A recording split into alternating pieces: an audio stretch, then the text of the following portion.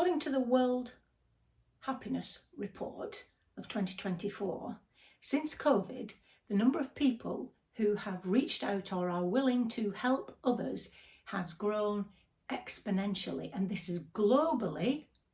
It's across all generations, but it specifically applies to younger people. Younger people are now more willing and get involved with helping other people. Now, don't you think that could be called a silver lining to COVID? I think it's marvellous news, and I wanted to start with it today, especially in case you needed that little bit of positivity about the world that will put you on the upward spiral as opposed to on the downward spiral of being negative about it. And there's a reason for this. So I've been contacted by one or two of my viewers, but also some friends who've watched videos recently where the conversation has been about toxic self-help and toxic positivity. Now, I've talked about toxic positivity in the past. One video in particular that I would like you to watch. I'll leave it in the description and I'll also leave it in the end card. Please watch it because I go into detail in that video about what to do about it if you feel that you always have to be upbeat, or if people kind of treat you in that toxic positive way. It's a great video for you to watch, so I'd like you to watch that. However, I want to talk about, especially about self-help. I believe we need to take responsibility for our own health, our own mental health. You know this if you've been with me for a long time. Now, according to Dr. Eric Kim of Harvard, he says that positive thinking is our thoughts and our attitude can lead to optimism, which is hope about the future. And we know that those people who are more optimistic are less likely to die from cancer, from heart disease, from lung disease, less likely to get dementia. But even those people who have a diagnosis of dementia benefit from some of the in-the-moment interventions that positive psychology offers. So I want to get that out there. Now, I'm coming to you today from my library.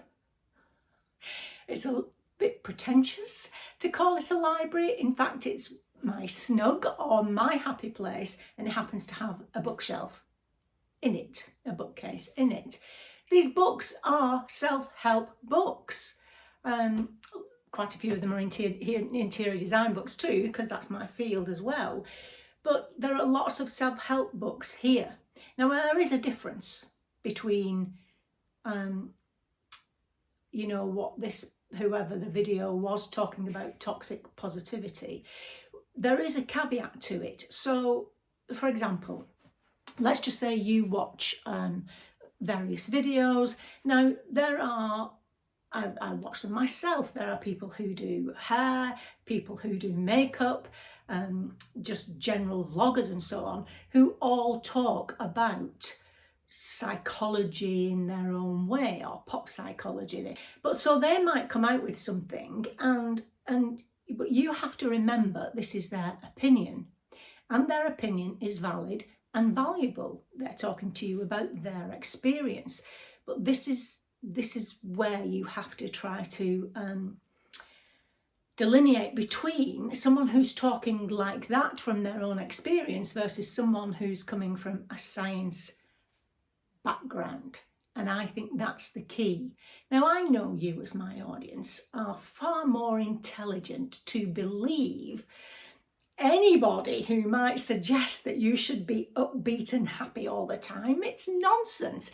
But if I'm perfectly honest with you, I have never read, ever, in any of the books I have read, have I read anyone who says that you should always be positive, look for the good. I say look for the good. I still say look for the good. There are some interventions in positive psychology that help in the moment. And by that I mean while you're actually going through something. There are things that you can do that will help you to think more accurately in the moment, not positively, that help you think more accurately to get a closer, more accurate grasp on what's happening to you, and then be able to deal with it more effectively. So there are things that you can do in the moment. In terms of looking for the good, timing's important, I think. And you know, my book is called Stitch Your Own Silver Linings. So what that is suggesting is there are some instances where you might feel, oh, okay, so where's the silver lining in this? There isn't one. So then you must make your own silver lining from it. Let me give you an example.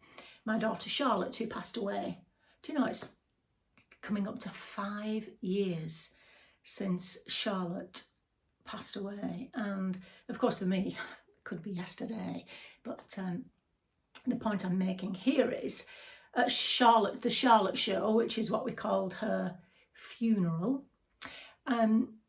you know, we talked beforehand about what she wanted me to say there, and she talked about not waiting to do the things that you always wanted to do. So you know how you may want to go somewhere and you think, oh, I can't do that this time, I'll do it such a time, we'll do it then, or we'll do it then. So her thing was, don't wait. Do the things you want to do as soon as you can possibly do them. That was her thing. Now, after that event, and I spoke about that, this is what Charlotte said. After that event, so many people contacted me about things like they started to learn the piano. One person actually said to me, I've always wanted to learn the piano. I've always thought I'd do it when I retire. After she'd come to the service, she went straight and booked a piano lesson. Now that, my goodness, that is what you call creating a silver lining. Because of that situation, she went to learn the piano. Now, in the greater scheme of things, you might think, what's that about? What's that about is enhancing the quality of that person's life because she's now playing the piano. Someone else started to train to do a marathon. Someone else finally finished a book that she was writing, and they contacted us to tell us about those things. And it filled my heart with joy. It filled my heart with joy. So that's what I mean, or examples of what I mean by stitching your own silver linings. You know, when really bad things happen and you're in it, what you're supposed to sit there and go, now, what's the silver lining in this? If you're a very strong, resilient person, you may be able to do that. And just that alone may help you get through that situation. So it's a very complicated thing to say, look for the good at that time, or to say saying look for the good is the wrong thing to say at that time. If you are in a bad situation at the moment and I was to say to you, think about the good things in your life, you may not be ready to hear that. You might be ready to hear that. And if you do think about the good things that are happening in your life, it puts you on this upward spiral, which broadens and builds. We've talked about this before. Positive feelings, positive thoughts, positive emotions put you on this broaden and build scale, which allows you to be more creative, which helps you to think about ways you can get out of your current situation. So I am a huge proponent, yes, of positive thinking, yes, of positivity, and definitely of optimism. Time and place.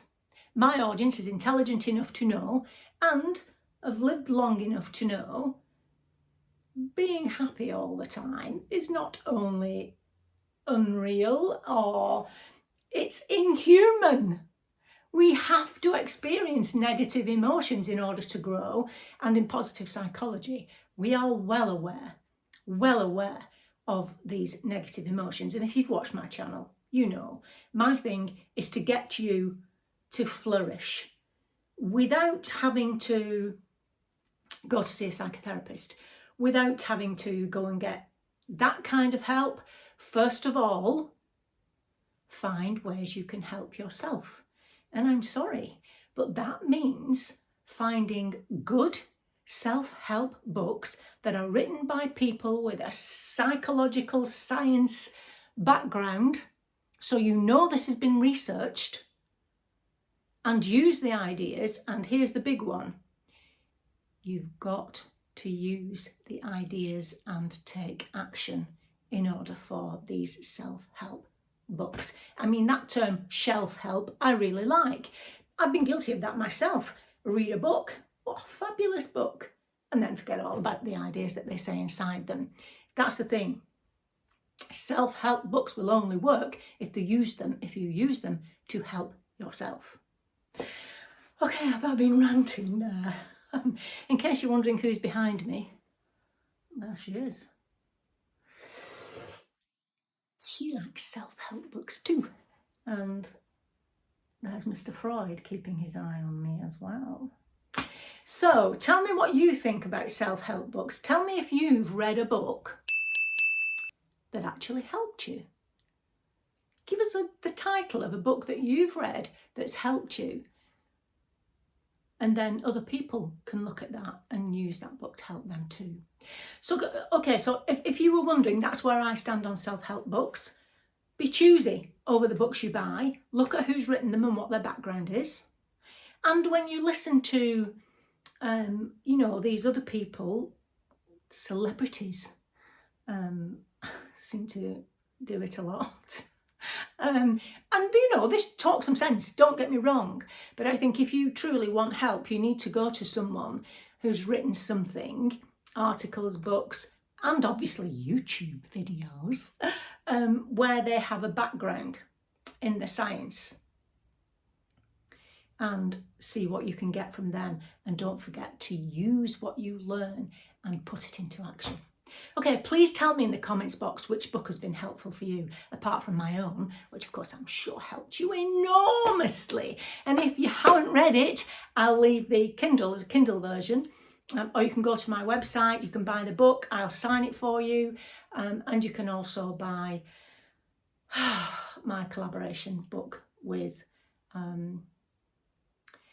some 40 or 50 women who have been through tragedies, and they tell you how they helped themselves. That's all on my website. I'll leave the link down below. I'll see you next time. Until then, remember that on the Happy Stuff and Fluff, we're getting happy, living longer and growing younger. And I'll see you next time. Bye-bye.